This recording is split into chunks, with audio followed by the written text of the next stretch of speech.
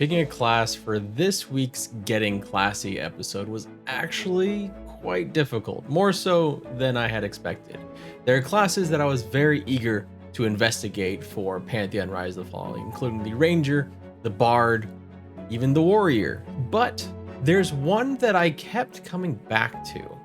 One that honestly is most likely the class that I'm going to play when Pantheon goes live, because my current favorite class exists in the Nethers and is not actually officially a class yet. So ultimately, you may say that I found my center. I found harmony. You see, this week's episode is going to be about a monk.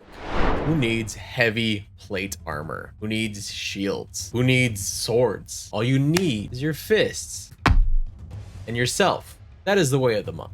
Through discipline and harmony, monks become living weapons. Oh, and this is the best I could come up with for a monk outfit. Most of the references we have for monks, they don't have a shirt on, so I'd probably get banned from YouTube if I did that. You're welcome. Unlike the Pantheon Necromancer, which we covered in the first episode of Getting Classy, the monk we have a lot of information on. We have a full hour-long video discussing the monk. We have a monk class page. We have a monk animation video. Now, granted, at this point, it's been a little while since we've seen some of those, but it's still very relevant, very important information that we have on this class that we did not have on the Necromancer, which again is not fully announced. Because we have all this information, this video is going to go a little bit differently than the Necromancer video did. First, we'll talk about the role of the monk as it currently stands, and then we'll segue into the abilities and resources and how the monk plays. Essentially how they function, and then we'll end with my expectations for the class. Now, keep in mind, this game is still in pre-alpha. All of this information is subject to change, just like with the Necromancer. There is a lot that could change between pre-alpha and alpha, alpha and beta and launch. So while this video does aim to be informative and get you up to date on what the monk is and will be in the game, it is subject to change. The monk will be a physical damage-based DPS specialist. It excels at high sustained damage, but they also have many supplemental abilities like pulling. When I heard this, I jumped for joy. Monk pulling was such an exciting part of what made the class unique in games like Everquest. So it's nice to see the class being treated similarly, but there's more to it. In the monk video, it was also mentioned that they can morph into an avoidance-based off tank. I think the most important part here is the off part of off tank, because my most recent experience with avoidance tanking was in Everquest 2. I was a long-term bruiser, and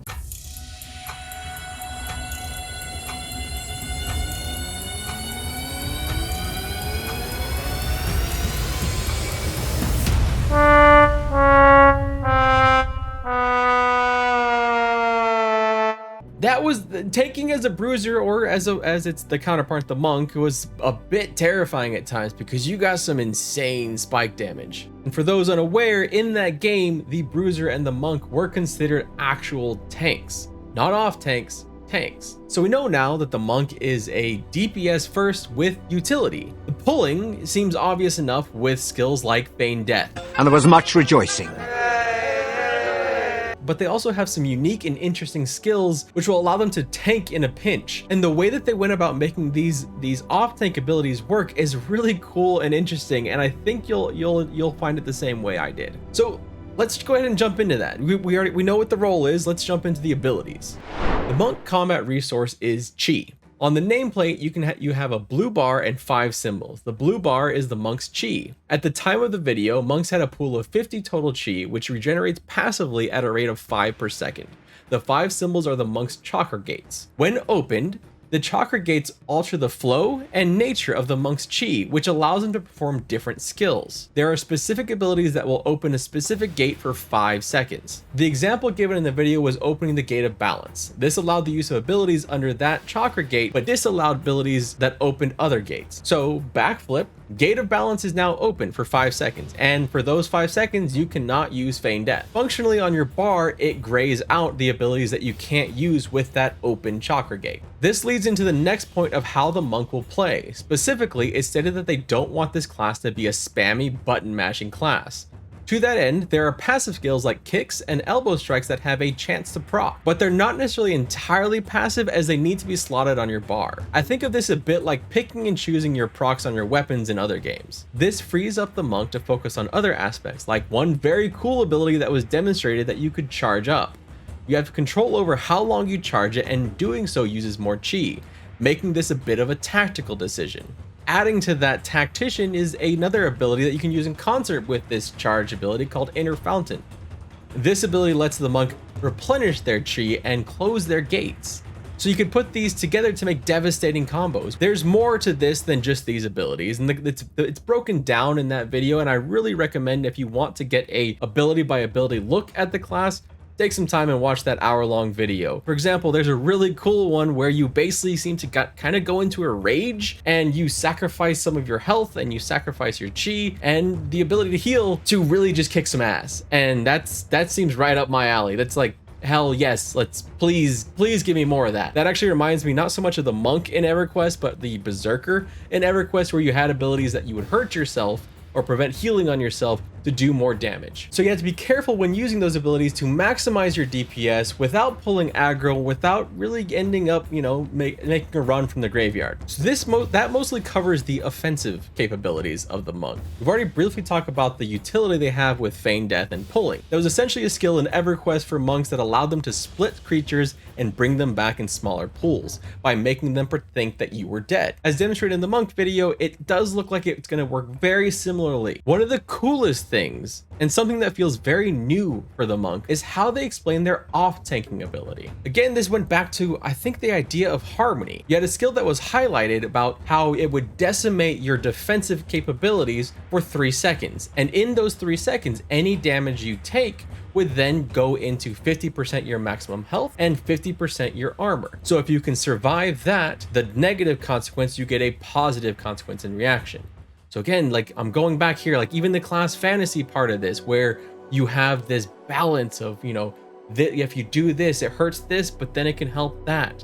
And it's really leading into that class fantasy more than just, you know, some flying kicks. At least for me, I think it sounds like a very interesting class. Jalpa compared this ability of taking in that damage to the Black Panther suit, and honestly, instant nerd cred, my dude. This is getting like, this is a belt, I think. Anyway, so what are my expectations for the class? My expectations are not unlike how I saw the monk in EverQuest. I don't want to compare it too much because there are obvious and clear differences, especially how combat works. The class seems like a very fun and very strategic DPS class that'll be useful in any group, especially with their pulling ability. Their tanking abilities feel like a great oh shit skill when the tank gets obliterated, or when the pull isn't as crisp as the monk may think because they get tricked by a disposition. The class feels very well thought out, and while it's almost certain it will be tweaked and changed, it feels like a real class that you could jump in and play right now. The focus on DPS definitely appeals to me alongside the awesome class fantasy. Monks are just a very exciting class, really, in most games where they exist, and I'm always partial to the martial artist monk myself. The sheer depth in the abilities and the tactical decisions you'll make as a monk gives me hope, not just for this class, but all classes in Pantheon. It feels like it straddles the line between the old guard, games like EverQuest and Warcraft, and the newer games with all the management of cooldowns, strategic decisions, and reactions. I admit that when I first saw the Chi plus Gates resource, I simply thought that it would be exactly like World of Warcraft Rogue, but it's not. It's much more cerebral than that, and I love it. I believe this class will be a solid DPS with strong utility. Because Pantheon is putting value on the strength of enemies, getting them solo in small groups feels like it will be very important, making that utility role even more important for the monk, especially if you don't have a crowd control. We got to see the monk's Feign Death pulling in this monk preview, and it had me screaming inside. Seeing the use of line of sight and timing, which makes pulling such a fun skill to try and master, is just it's appealing to my inner kid. It's appealing to that person that tried to take pride and learn how best to pull as a Shadow Knight in EverQuest. It adds a layer to the gameplay that is, at least for me, much more fun and engaging than plowing through everything in AoE, which has become the norm in a lot of MMOs now. Essentially, The Monk is a class that looks like it will hit a lot of the boxes. It'll make it fun and interesting, and not just a one note. So we certainly have a lot more information on this class than we did, say, the Necromancer, which was, you know, kind of semi-announced, but not officially a class.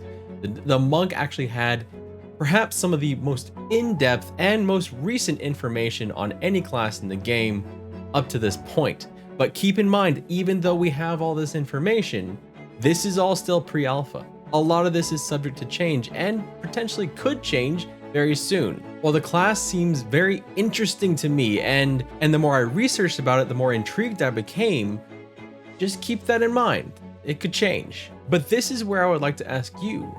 Will you be playing the Monk at launch? If not, what class will you be playing in Pantheon Rise of the Fallen? Let us know down in the comments below, and please tell us why. Why did you pick that class? And if you have any other classes of any game that you would like to see on Getting Classy, please let me know and I'll try and get that out there. Thank you so much. I hope you have an absolutely wonderful day, and I'll see you next week.